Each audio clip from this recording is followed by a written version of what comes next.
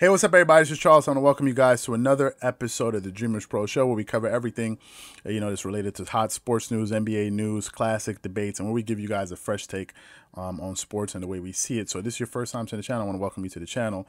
And in today's episode, the question we're going to be asking is, are the Toronto Raptors one superstar away from another NBA title? So that's what I want to get into in today's video. But before we get into that, I want you guys to please make sure you go ahead and hit the like button, hit the subscribe button, and hit the notification bell to be notified whenever we drop our content. And also, if you want to check out the show on the Dreamerspro Podcast, we have that linked in the description below on Spotify, so you guys can definitely go ahead and check that out there. And we're also thinking about launching a premium platform in the future, so please, we're going to link that in the description below in the community section. Please make sure you guys go ahead and check that out and vote and let us know what you guys thought. We'd really appreciate that. With that being said, let's get back into the content. So let's talk about the Toronto Raptors here. Okay, so the Toronto Raptors, there are a few things I want to get into. Let's just talk about them retrospectively for a second here. Now, we know that the Toronto Raptors won their first NBA title last season, and boy, was it an impressive run that they went on. Now, we all know that the Raptors have had this thing where they've had a lot of successful regular seasons. They've had the #1 seed in the Eastern Conference many a times in the past. And what would happen, they would get to the playoffs, and for whatever reason or another, they would just sort of flame out when, the pressure was the highest. And, it was one of the things that led the organization and Masai Ujiri, who probably is the best general manager in the NBA, to go ahead and say, you know what, we're going to go in a different direction as far as coaching, right? And it was Masai Ujiri who fired, funny enough, the coach of the year at the time, whose name escapes me at the moment. He fired him and made Nick Nurse the head coach, right? So he made him the head coach. And then what happened, he was able to acquire Kawhi Leonard via trading away DeMar DeRozan for Kawhi Leonard, which in that moment in time really ruffled the feathers of one of his leaders of the team, Kyle Lowry. I know a lot of you guys get on me for calling him Kyle Landry. So it's Kyle Lowry. I don't know why I say that. So he was able to acquire him via trade, and Kyle Lowry was very upset about that. And but Kawhi Leonard was, a great player. They brought him to the team, and then they started their NBA season run, and it was an exciting season. I think they ended up finishing with the #2 record in the Eastern Conference. Yes, I do believe so. Behind, excuse the truck in the background, behind the Milwaukee Bucks. And going into the playoffs, no one really picked them to be, let's say, the team to come out of the Eastern Conference. No one did. But they went into the playoffs, and they started off the first round against the Orlando Magic.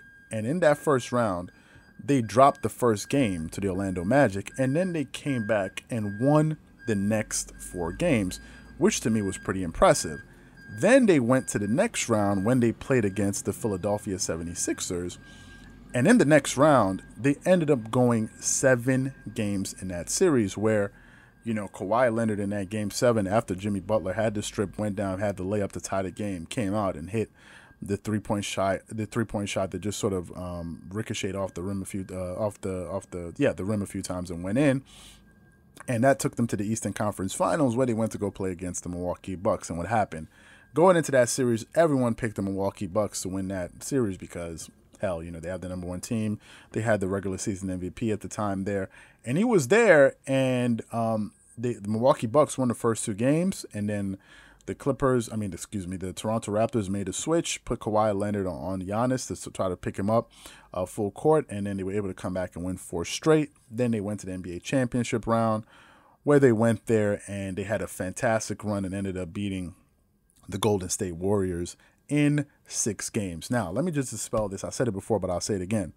Some people, Stephen A. and others, and other people in the comment section that like to jump in and out of the comment section, say that, well, there's no way Kawhi Leonard and the Toronto Raptors would have won that championship without, Kevin Durant and these boys being injured. Fine. Do you guys remember a few years prior to that when Kawhi was playing with the San Antonio Spurs? And they were up, I think, on game 1, they were up about 20-plus points going into the half, and Zaza Pachulia cheap shot at Kawhi Leonard. I could easily say that the Golden State Warriors would not have won that series if Kawhi Leonard didn't get injured, because the San Antonio Spurs were the only team at that time that even had a lead on those Golden State Warriors of 20+ points. And when they got to the NBA Finals, the Cavaliers never even sniffed a 10-point lead on that team at any point in that series. So if you guys can make that argument, I can make this argument. We can argue hypotheticals all day long, but it gets us nowhere, as you know. So that's what they said. And what ended up happening? He left the team to go play with another team. Then the following season, the Toronto Raptors made it their business to say, hey, listen, we can win without having a legitimate superstar, although they had Pascal Siakam, who had won the most improved player of the year award, I think the season prior, and he was getting better. So they went into this season with a great roster. But a roster full of veterans. If we look at the Toronto Raptors roster, they have Kyle Lowry, Pascal Siakam, Fred VanVleet, who was sensational all last playoffs, and he came up big this playoffs as well. Marc Gasol, OG Anunoby, Serge Ibaka, Matt Thomas, Norman Powell, and the list goes on and on. And that's pretty much the core roster that they have with their team there. So they had a good roster of good veterans and young players, athletic wings, and all of that, and they were able to make a run to the Eastern Conference, I believe it was, semifinals, where they played against the Boston Celtics, in which case they pushed them to a 7-game series. And watching that series, the one thing that became glaringly obvious about the Toronto Raptors was that they needed a superstar. I think the Toronto Raptors were one superstar away from making back-to-back finals appearances. And that's the reason why earlier when we did our brackets, when I had the Toronto Raptors actually going against the Milwaukee Bucks, who ended up getting bounced by the Miami Heat, I believe it was in 5 games. The reason I picked the Milwaukee Bucks to win that series was Giannis. Giannis was the difference, because I'm like, who are they going to have to contend with Giannis? Or another way to look at it is, what other superstar do they have to counteract whatever Giannis Antetokounmpo is going to be doing? And that's the reason I sort of leaned towards making that prediction. So they ended up losing, and I think that it was clear at that point that they needed a superstar. I think Pascal Siakam is not a superstar.